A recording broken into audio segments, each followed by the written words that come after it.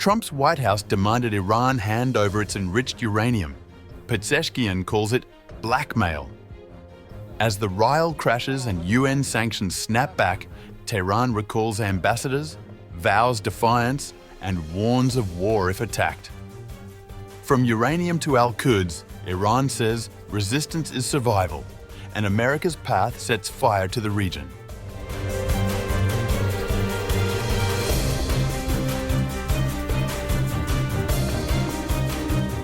Iran's President Masoud Pezeshkian revealed a sharp confrontation with the Trump administration over the country's nuclear program. Speaking on September 27th, ahead of his return to Tehran from the UN summit in New York, Pezeshkian laid bare the US demands.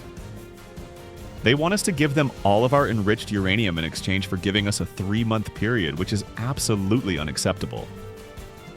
The announcement came as Iran's rial plunged to a fresh record low, briefly trading at 1.1 million per US dollar in the unregulated market. The move highlighted the growing domestic impact of international tensions. The president of Iran outlined the stark difference between Iran's approach and that of the US. In a few months, they will raise another demand and say that they want to trigger the snapback. If we have to choose between their unreasonable demand and the snapback, we will choose the snapback. Amid fears of war, Pezeshkian also emphasized Iran's defensive posture. We're not afraid of war. We do not seek war. President Trump has said that his administration has come to create peace, but the path that they have embarked upon will set fire to the entire region. We have never started a war, and will never start any wars. But whoever attacks us, we will do our utmost to give them the strongest answer. Pezeshkian discussed an injury he sustained during this summer's war with Israel and said international nuclear inspectors were welcome to visit his country. They hit us because they were seeking to martyr us like everyone else. We are not afraid of death and martyrdom. We have lived our lives. I have lived my life. Pezeshkian reaffirmed Iran's commitment to peaceful nuclear development and the Nuclear Non-Proliferation Treaty, underlining the country's intent to remain a responsible member of the international community.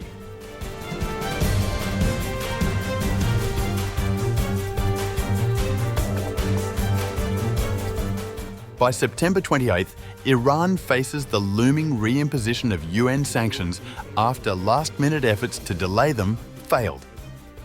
Germany, France, and the UK spearheaded the move, citing concerns over Tehran's nuclear program. In response, Iran recalled its ambassadors from these nations.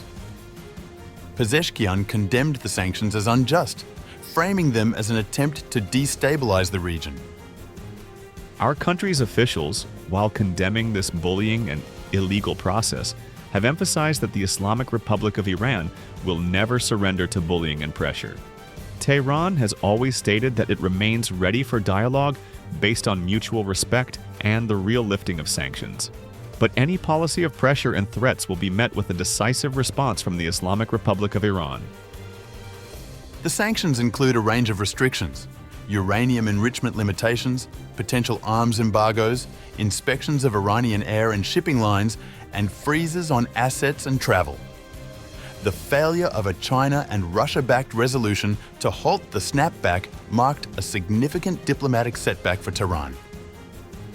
Iranian Foreign Minister Abbas Araghchi outlined the erosion of trust in diplomacy. Today's situation is the direct consequence of the United States withdrawal from the JCPOA and the E3 EU failure to take any effective action to uphold their commitments. The United States has betrayed diplomacy, but it is the E3 which have buried it. We call on the President of the Security Council to declare today's decision illegal. We also call on the Secretary General to avoid any attempt to revive sanctions-related mechanisms within the Secretariat. Any attempt to restore terminated sanctions must be rejected. No resources should support this illegal mechanism. Those who pursue it will bear full responsibility for damaging the United Nations' credibility and integrity. Even as sanctions loomed, Iranian officials insisted that dialogue remained possible, but only under conditions of mutual respect and genuine lifting of restrictions. Meanwhile, Iran recalled its ambassadors to Britain, France and Germany hours after the UN Security Council voted down a resolution backed by China and Russia seeking to prevent the reimposition of global sanctions against the Islamic Republic.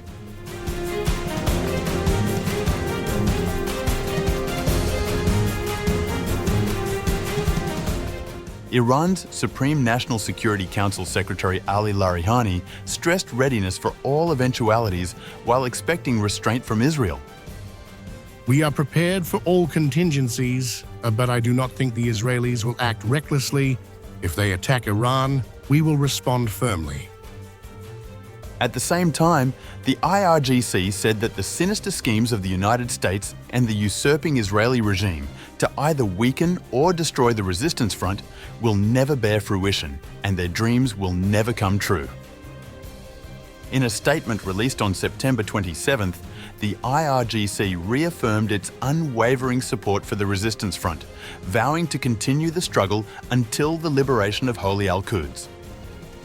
The IRGC underscored that it is the sacrifices of resistance fighters, rather than political compromises, that have safeguarded the security and honour of Muslim nations. The statement described resistance as the only rational option, stressing that historical evidence indicates that resistance is the only successful approach to counter US and Israeli expansionism. The statement also pointed to the failure of US-Israeli schemes, stating that repeated attempts to undermine or obliterate the resistance have resulted in humiliation for the enemy, whereas the resistance has come out more resilient. The IRGC reiterated that backing the resistance throughout the West Asia region is both a divine and national obligation, and this support will persist until Palestine is fully liberated.